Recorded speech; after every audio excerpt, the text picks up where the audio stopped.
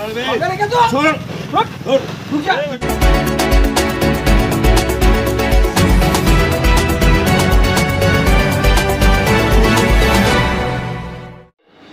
पाहताय breaking Vidarbha news चॅनलला आजच सबस्क्राइब करा।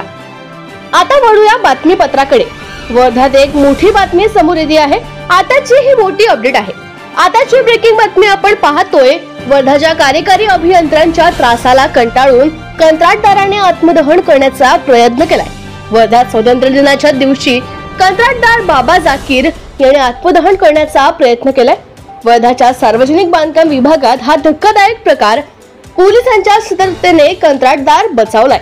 कंत्राटदार बाबा जाकीर याने अंगावर डिझेल ओतले आहे।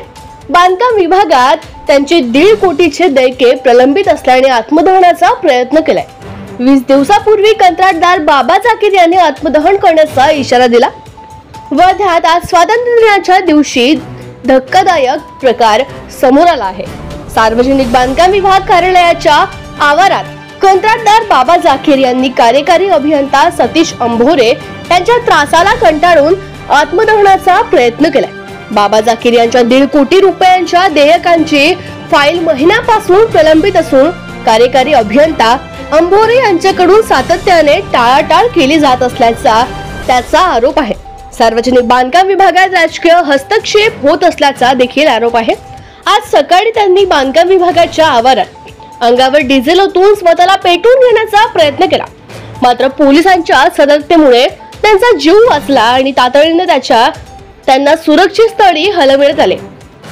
विशेष म्हणजे 20 दिवसांपूर्वी ही बाबा जाकीर यांनी असाच प्रकारचा प्रयत्न करत बांधकाम विभागासमोर तीव्र आंदोलनाची भूमिका घेतली होती।